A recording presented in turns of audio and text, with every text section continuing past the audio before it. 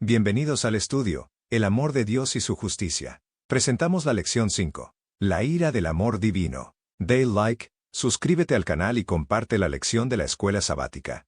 Imaginemos a una madre que está observando a su hija de 3 años, mientras ésta juega en un parque infantil. De pronto, un hombre adulto se acerca corriendo, tumba a la niña de un puñetazo y la patea repetidamente mientras ella yace en el suelo. Si fuera su madre, ¿no te enojarías? Esa ira se conoce como justa indignación. Es la respuesta buena y apropiada del amor y la justicia contra el mal. La compasión de Dios es generalmente celebrada, pero a muchos les molesta la idea de su ira. Piensan que si Dios es amor, nunca debería expresar ira. Es decir, piensan que el amor y la ira son incompatibles. Sin embargo, esa idea es errónea, ya que su ira surge directamente de su amor. Algunos afirman que el Dios del Antiguo Testamento es airado y que el del Nuevo Testamento es amoroso. Pero solo hay un Dios, y se revela como el mismo en ambos testamentos. El Dios que es amor se enoja ante el mal precisamente porque Él es amor. Jesús mismo expresó una profunda ira contra el mal, y el Nuevo Testamento registra numerosas veces la ira justa y apropiada de Jesús. La ira de Dios es siempre su respuesta justa y amorosa contra el mal y la injusticia. La ira divina es una justa indignación motivada por la bondad y el amor perfectos, y busca el bienestar de toda la creación. La ira de Dios es simplemente la respuesta apropiada del amor al mal y a la injusticia. En consecuencia, el mal provoca la pasión de Dios en favor de las víctimas del mal y en contra de sus victimarios. La ira divina no es más que otra expresión del amor divino. La ira cíclica. Algunos piensan erróneamente que el Dios del Antiguo Testamento está constantemente airado y que envía castigos continuamente. Afligido por el mal, el Dios de la Biblia ama la justicia y odia el mal. El pecado y el mal, por lo tanto, despiertan su ira, una pasión expresada en favor de los oprimidos y maltratados, incluso cuando la maldad de una persona la afecta a ella misma. Dios odia el mal porque éste siempre hiere a sus criaturas, aunque sea autoinfligido. En los relatos bíblicos, Dios es provocado repetidamente a la ira por algo que los eruditos bíblicos denominan el ciclo de la rebelión. Este ciclo es el siguiente. El pueblo se rebela contra Dios y hace lo malo ante sus ojos, incluso atrocidades horrendas como el sacrificio de niños y otras abominaciones. Dios se retira en respuesta a las decisiones del pueblo. El pueblo es oprimido por naciones extranjeras. El pueblo clama a Dios por su liberación. Dios libera al pueblo.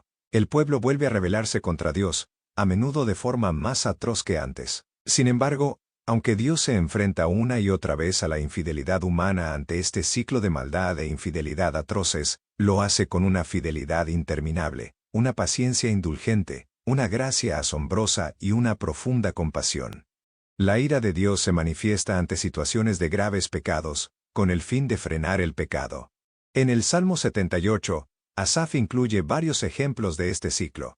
Dios divide el mar y saca agua de la roca. El pueblo pide carne. Dios se aira. Versos 13, 16 al 18, 21 al 22. Si los hacía morir, buscaban a Dios, pero volvían a rebelarse. Versos 34, 38 y 41. Dios les entregó Canaán. El pueblo se hizo ídolos. Dios se aira. Versos 54 al 55, 58 al 59. Silo fue destruido. El pueblo clamó. Dios libertó y envió a David. Versos 60 al 61, 65 al 66 y 70 al 72. Durante los largos periodos transcurridos entre sus juicios por la apostasía de su pueblo, Dios les envió profetas en repetidas ocasiones para llamarlo a volver a Él, pero el pueblo se negó a ello, lo que disgustó profundamente a Dios. Por lo tanto, Dios ejecuta sus juicios solo después de advertir y ofrecer una vía de escape. A Dios no le agrada la muerte de nadie. Cuando ejecuta su juicio es porque no hubo más remedio.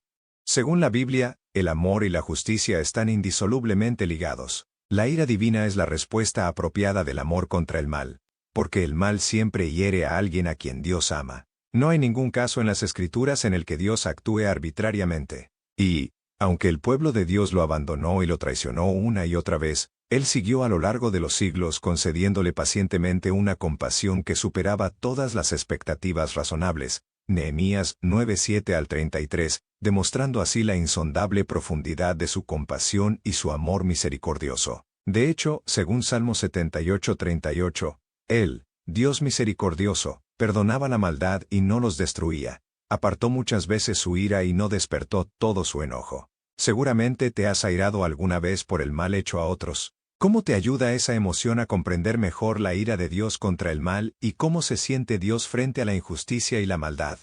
El Dios lento para airarse. La ira no es un atributo esencial de Dios, sino la respuesta temporal del amor contra el mal. Donde no hay mal, no hay ira. Dios se enoja ante el mal porque Él es amor. Es tan compasivo y lleno de gracia que un profeta bíblico incluso llegó a reprocharle por ser demasiado misericordioso.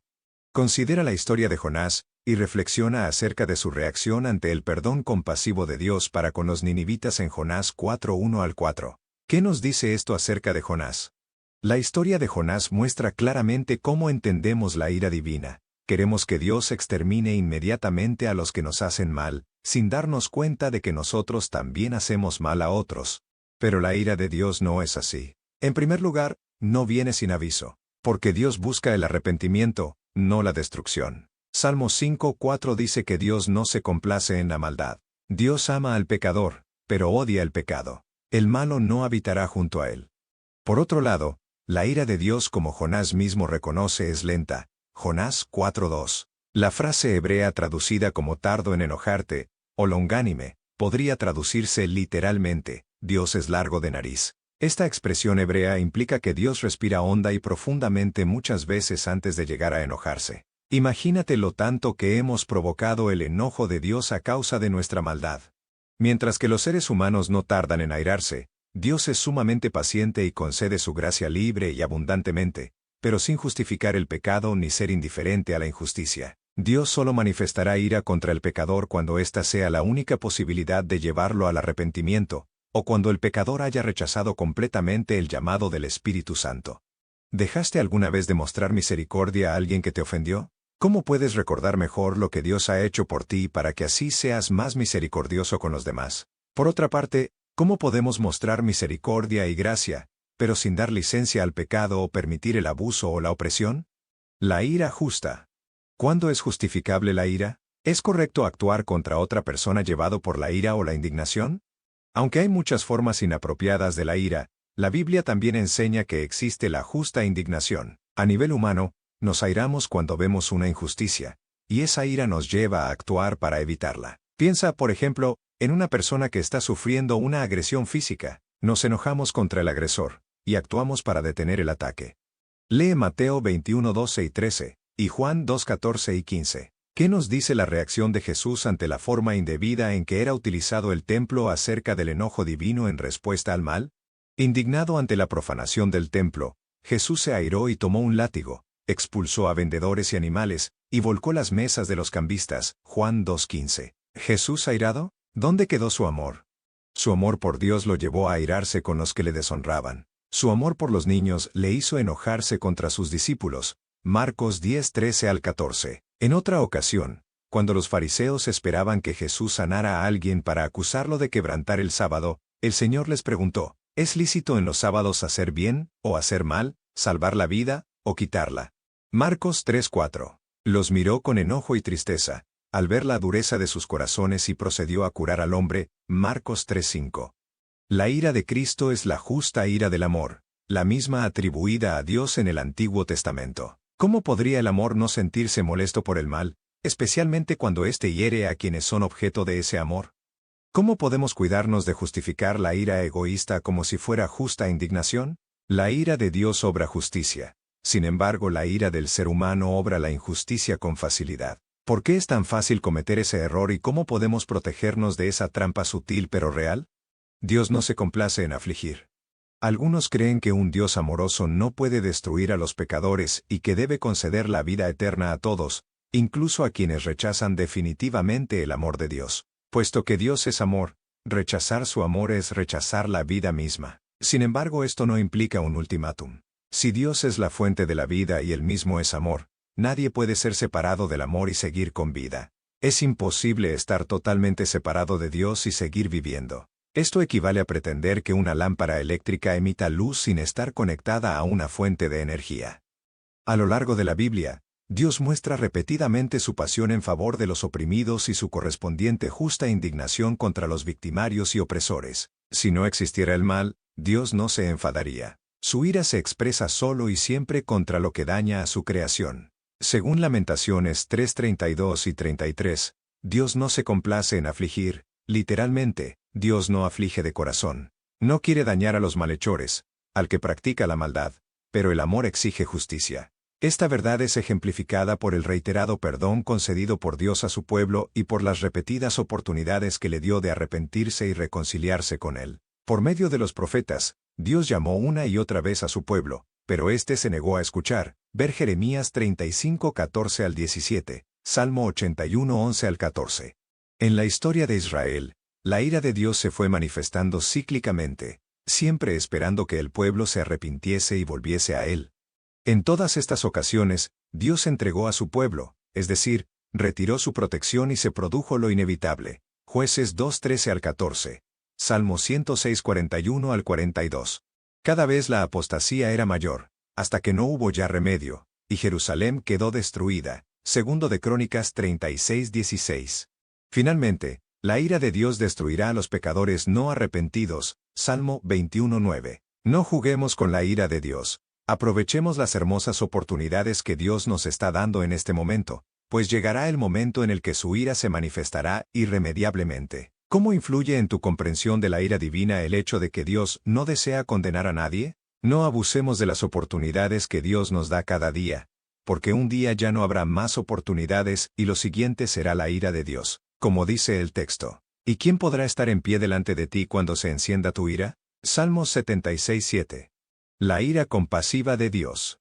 Aunque la ira divina es algo terrible, de ningún modo es inmoral o contraria al amor. Al contrario, en el Antiguo Testamento y el Nuevo Testamento, Dios expresa su ira contra el mal a causa de su amor.